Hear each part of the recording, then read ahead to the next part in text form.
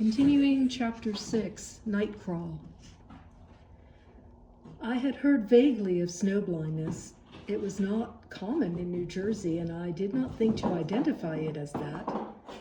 Instead, I assumed that I had permanently burned out some part of my eyes, as surely as if I had been staring into the sun. Still, I was not in total darkness. I could see vague shapes. A shifting blurriness and dark patches I assumed must be the tree line. I shouted at it to see how far away it was, and the echo came back quick. Still, it looked like miles. It was impossible to go home that way. I might, in absolute desperation, have tried to field track my way backwards to the highway, but the snow had covered my earlier tracks, and I would have no sure way. I could no more see the firewood than an out-of-focus camera, and I would have been unable to see how low hanging branches were if I had tried to walk out. There was a half-mile of pine-barren wilderness once I got out of the desert, before I could come to a major trail, and any misstep along the way would send me wandering as helplessly as any lost hunter. I decided I will wait for Rick. If I were not back by Monday, he would come looking for me, and he would know where to look, even if I had not told him where I would be. And if Rick could not find me, stalking wolf, reading the secret pattern of the woods, would find me easily. I sat where I was and closed my eyes, hoping they would heal themselves in the darkness, but doubting that they would ever focus again. If no one showed up by Wednesday and my eyes had not gotten better, I would have to think of getting myself out. I tried to remember when I had been able to see clearly last, to see if I could establish some time frame for how long my blindness would last, if it were not already irreversible. I remembered looking at a snowdrift. The wind was blowing crystals of ice off of it, and the waviness on the top of it gave it an up and down motion that made it look like ghosts were riding by as the wind blew across it. I could almost see the shapes of an Indian war party in the swirl of snow as they galloped along the top of the snowbank and then veered into a column left where the bank dropped off on the downwind end and set the snow spiraling to the left. The stronger the wind blew, the faster they rode, and when they jerked their ponies to the left, the heels of the ponies seemed to kick up the ice that blew back into my eyes. At first, I thought that the ice had gotten into my eye and had frozen some trivial part of the lens, and I persisted in wiping my eyes, waiting for what I thought was the numbness to go away, and then I could continue to track against the brilliantly white snow. The snowbank warriors were a warning I should have heeded. When I had first lifted my head towards the snowbank, the sun was hitting and the blowing snow in a way that made it shine with a painful, dazzling brilliance. I should have known then that the snow was blinding me, and I cursed my stupidity for getting so caught up in watching those wind ghosts that I did not think to look beyond them. Still, I thought, if that had been my last sight, it was certainly a powerful one to take with me into the darkness. There were ghost Indians in the snowfield of my vision as I sat in front of my fire without opening my eyes. But even keeping the flames small, I used up all the fuel I had before noon. The air would be warming for another 2 or 3 hours, and then it would begin to get cool rapidly into the night. I had no idea how long it would take to crawl to the tree line and back, so I began when the fire died. The tree line ran 2/3 of a lopsided circle around the camp, and I wanted to pick the shortest route, so I moved around the tent, shouting and listening for the resound from the woods.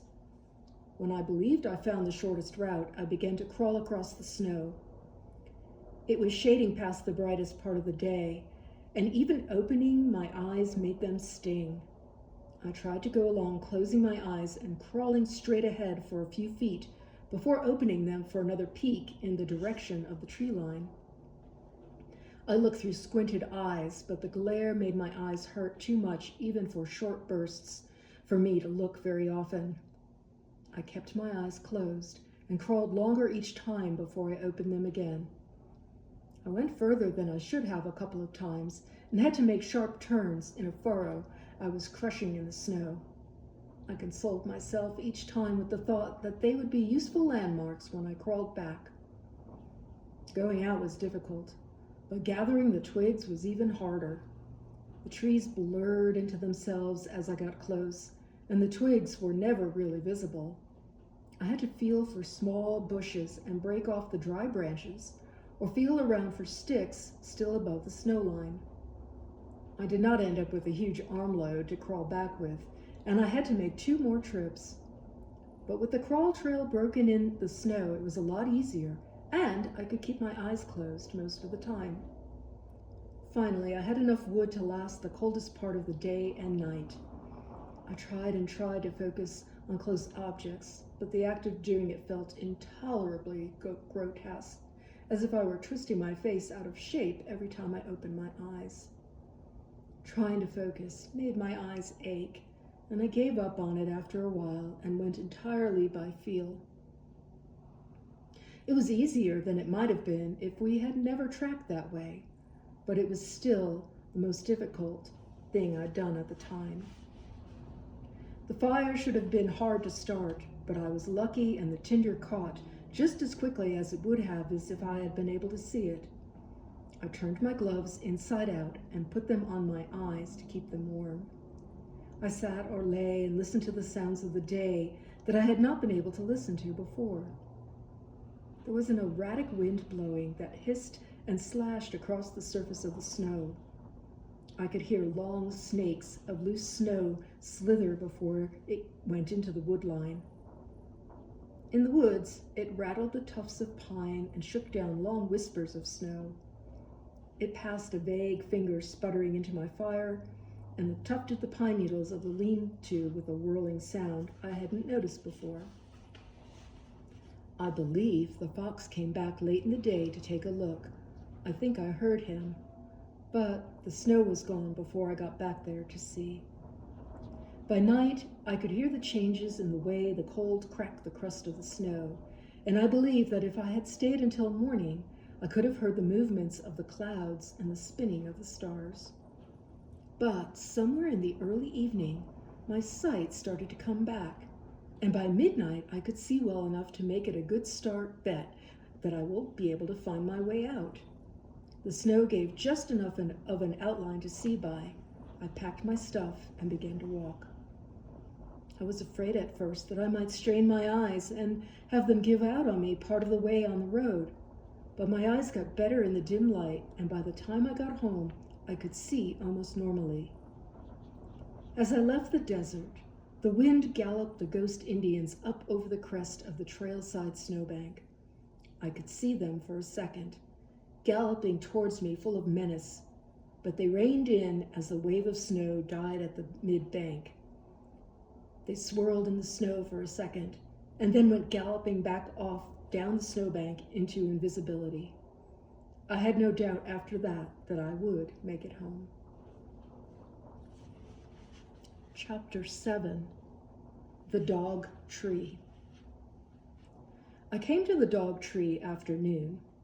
It was not called that then, but it was a landmark to us nevertheless. Rick had gone away for a week, and I was alone in the woods, free for 3 days or more by an Easter week vacation. I had come out early, watching the sun come up red and misty out of the trees across the river. The birds were everywhere, grackles, swifts, robins. Near and far bank of the lake, on the way into the woods, I saw 2 pairs of Canadian geese on their way back from an extended southern vacation. Flowers were coming out everywhere, and the trees seemed to have put out extra buds during the night. At almost every step, there was something that could not be passed up. Cottontails sprang like lunatics from the path, tumbling over themselves in impossible escapes, making fantastic twisting leaps as if the jaws of death closed just behind their tails. I should have seen the omen in it, but everything was so full of life that I had no thoughts of the intricate web of hunter and hunted. If dogs moved in the woods, they were moving quietly, and the birds sang instead of scolding. Everything seemed newly created. Greenery thickened between the pines and open places where I had looked off the trail deep into the woods. Everything was filled with growing things. The trail was a highway of fresh tracks, and I moved forward following one after the other, or backtracking to pick up a fresh one. It took the whole morning to reach the camp, and I was buzzing with things seen and heard. The air was heavy with spring and the scent of animals moving with abandon. Everywhere I looked, a branch bent or whipped backward as a bird came and went. I did not see the red-tailed hawk until I was almost to camp. Perhaps I should have known then that it was the time of adventure.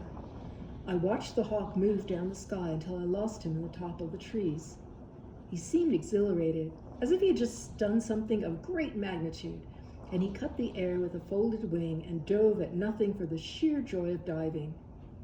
I stood a long time and watched the empty sky where the mark of his flight seemed to linger almost visibly. It was a good day, a prize day. The river branch dove left and then right, cutting a little arrowhead of land at its bend. The trees stood a little inland, pushing out buds as if some force inside it demanded release. A log bridge straddled the river where it narrowed to a stream along the north side of the arrowhead. Up the path beyond it was Stony Hill with its Indian relics. Later, I expected to go up that way, but there was a camp to make first and fish to catch and eat. I laid my pack and my burlap bag of food in the clearing and looked for forked branches to make a spit. A bass broke above the fast-running water beneath the log. I thought I would go sit on the log later and watch him for a while so that I could know him before I put my hook in. I wanted to let him know that what I did not out of malice, but to live. But I wanted to prepare the fire pit first and the spit. The morning excitement had sharpened my appetite, and I scouted the underbrush near the base of the tree for the right sticks. I wanted them identical with a little fork on one side to lay across the piece in. I wanted to see the fish spitted, his head still intact, and take in the last of his beauty before I ate. I knew his color and size already. I knew his taste. He was my fish, my food from the moment I saw him, just as the fly had been his food while he was still circling under the rushing water. Somewhere he was making a tight turn into short, powerful run before his leap. Later, that leap for lunch would make him my lunch as well. Things were as they should be. The woods moved in its complex rhythm. Things mated and bred, ate, and were eaten. The whole was sustained by the interlocking network of its parts. I liked where the camp was. I could look across the log bridge and up the wide trail to where the ground rose with the trees on both sides, and the path disappeared down the other side of the rise. When I looked up it, a chickadee whistled across the path from tree to tree. I looked back at the tendrils of branch I was stripping from the uprights of my spit, saving them for the second layer of the fire. I piled them to one side and held the twigs up against one another. They were fine. I thought maybe I would go up the path later and find some berries for dessert.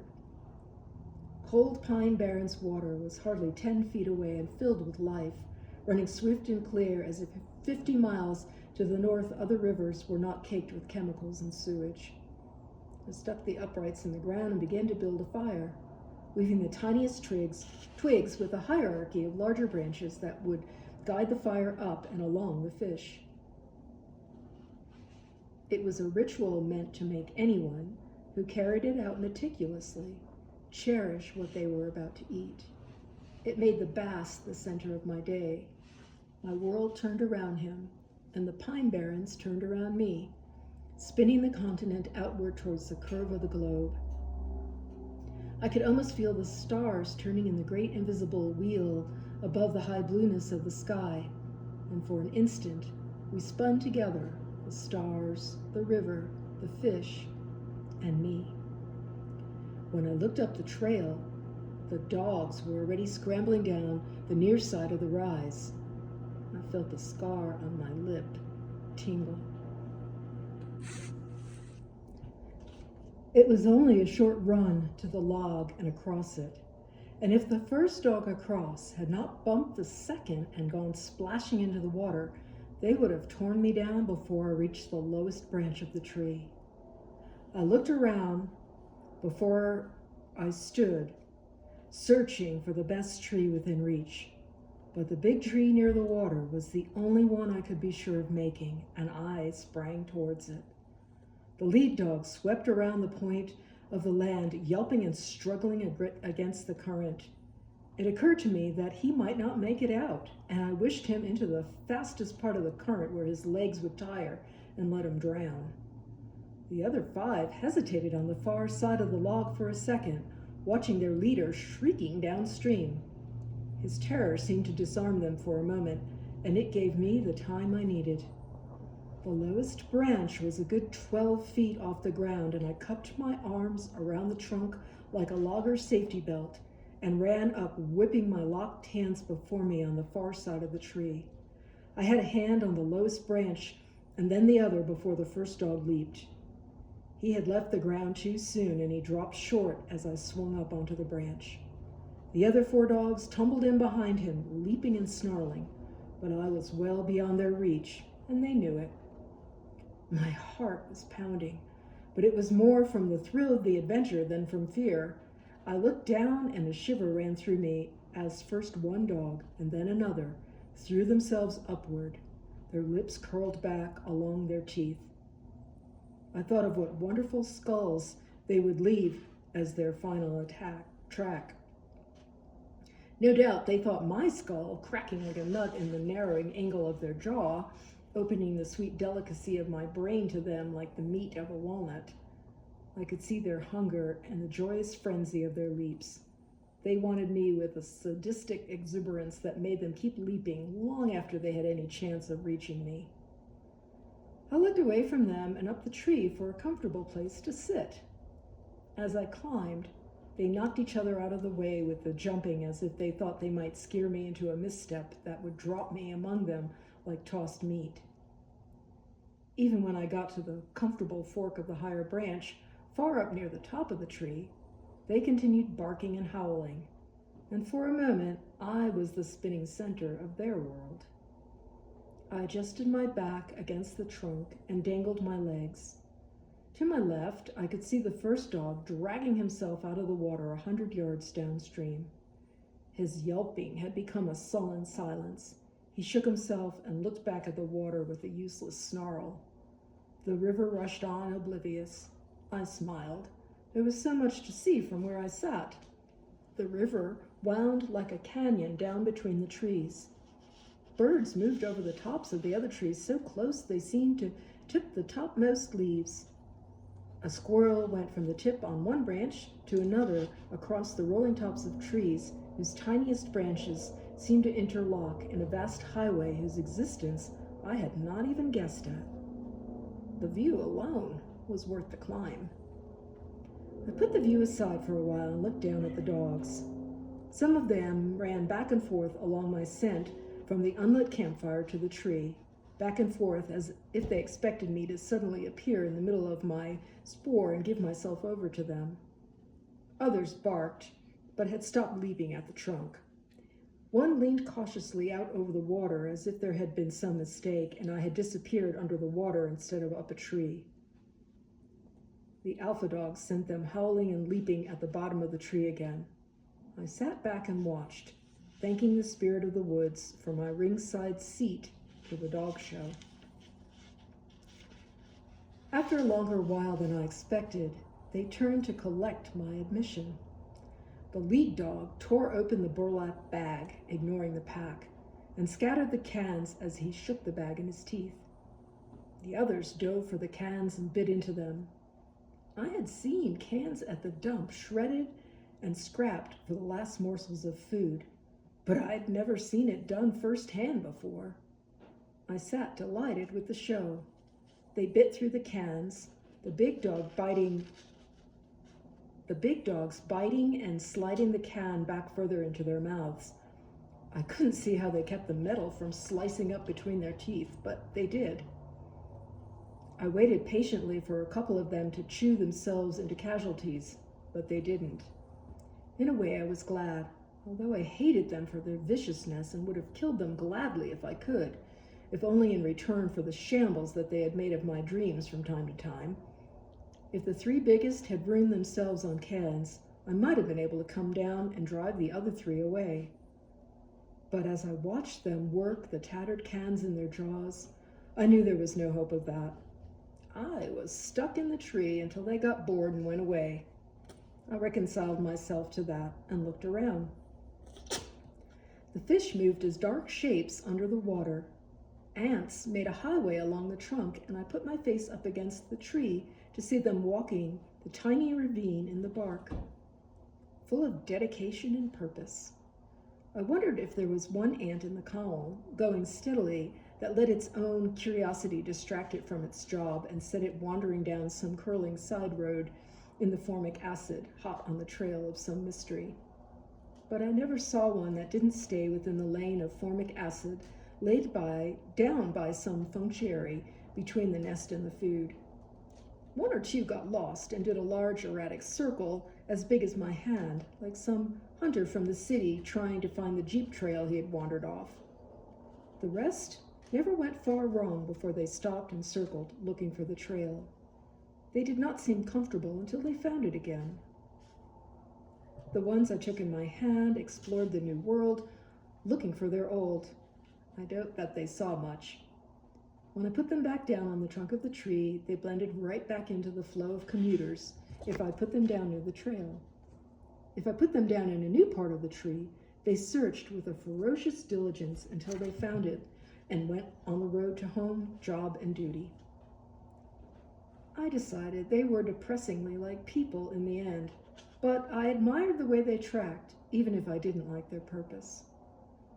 Whenever they lost the trail, they stopped where they were and traced a rectangle right and left, front and back, until they found their center point again. If they couldn't find the trail, they went back to their center point and circled around it in widening circles until they picked up the scent. The more familiar they were with the territory, the smaller the circles. It was the way Stalking Wolf had taught me to look for a lost trail. I drew the same right-left baseline as the ants, took a stride right and semicircled left around the point of the last track. When I hit the baseline, I took another stride, this time to the left, and semicircled back to the right. Already at 12, I had drawn that backward-folding semicircular maze more times than I could count, searching for vanished trails I knew must be somewhere. Maybe in the long run, I thought, I was an ant myself, and the Pine Barrens was my pine tree. I fantasized that among the ants there might be one who had trained himself so thoroughly that he could roam the entire tree and find his way back without any official road of formic acid to tell him the way to civilization. Specialized as a queen, he would perform his function, wandering the tree, putting lost ants back on the nearest trail. I wanted to be an ant like that. I thought what a great thing it would be if there really was an ant like that. I could see him with an incredible joy in his work, wandering, the infinite variable bark of his tree, following every mystery to its hiding place, examining the skulls of everything that passed, noting everything, enlarging his own vision of the tree. But the sun went down and I lost the ants in the changing contour of the tree. The darkness came in like a tide, shade by shade, deepening the water into space and throwing the stars back with a roll of its seaward motion. I don't know how long I watched the canyon of trees, where the branch followed its obsession to the river itself like the Atlantic. The stream deepened and receded down the darkening tunnel of my vision. I watched the river dim, darken, and then come slowly bright again as my eyes adjusted to the darkness. The woods grew in my eyes. The river grew in the woods. The stars grew in the river. Everything was so different and so new from where I was sitting that I would not have gone down that tree, even if the 6 shapes beneath it had vanished without saying goodbye. I took off my extra long Boy Scout belt, understanding for the first time why they insisted on selling them so big. I fastened myself to the branch with my belly against the trunk. Down my left shoulder, the river got lighter and lighter as the moon rose, and the stars sent their messages between the high, misty clouds, down through the branches to me. In fits and starts, I fell asleep and woke to changes, cursing myself for missing them. Sometimes when I awoke, I got hungry, but that passed. Then I got thirsty, and that didn't. So I put it aside until I could do something about it, and watched the sun come up and the dogs jerking and twitching in their dreams. I wondered if they were dreaming about me, how my fine skin would tear and how much I would fight. I don't think they thought that they had anything more powerful than a house cat up the tree, and I got suddenly angry to be taken so much for granted. There were those stupid dogs lying down under the tree like I was some upstate hunter moaning over a little discomfort and crying to be let down. By the time the anger got to be righteous indignation, and I had untied myself and quietly broken off a dozen wrist-thick branches, bending them back to their breaking point and working them loose. There were plenty of dead branches in the tree, and I had a stack of them in the neck of the branch when I sat back down and hooked my legs around the trunk. The lead dog was stretched out at the base of the tree, down and to my right. The others were various distances away, like a platoon sleeping at ease, but keeping up the social distances. The alpha dog lay alone nearest the tree, first to claim the juiciest portion. I could see him dreaming of my skull in his nutcracker mouth, and I threw the first log with the accuracy of blind fury. I knew from the thump that I had hit him someplace good and hard, and the yelp that followed it sounded dazed. But the snarl and the attack that followed it told me he wasn't an animal to go down easy, and I respected him for that. I could see the vague shapes at the bottom of the tree when they moved, and the sounds told me that the alpha dog had jumped up and attacked the nearest dog, who then yelped and launched a counterattack. Now the other dogs were up and barking. I leaned down to see better, and the dark shape at the base of the tree got suddenly larger as the lead dog came hurtling upward. I jerked back even though he was far below me and grabbed a stick to fight him off with. Lifted by his rage, he must have come uncomfortably close to that first branch, and I had a vision of him clamping onto it with his teeth and working his way up the tree, bite by bite. Gradually, the bark and growl died to a mutter, and the dogs settled back down. I watched the darkness for a while until they got to sleep again, and then I fired down another log. It was a softer thump, a fractional pause, and then a yipe that set the rest to snarling and growling. I knew that I had gotten one of them on the bounce. The third log hit nothing but ground, and I knew that they had moved off out of sight. So I let them go until morning, proud of myself for my generosity. The sun, coming up through the thickening clouds, was red and purple, and the dogs got up soon after. The alpha dog came back to the bottom of the tree cautiously, almost formally. I threw a log down at him, but he jumped back as my arm went up. The next time he comes, I thought, I'll have it raised so he has less time to react. He backed off and barked. I shook the stick at him, but outside of a slight flinch the first time, he didn't budge. I could tell by looking at him that he was one of those rare wild dogs that would attack alone if he had to. 3 dogs or less will usually leave a single hiker alone. 6 or less will leave 2 people alone unless they panic.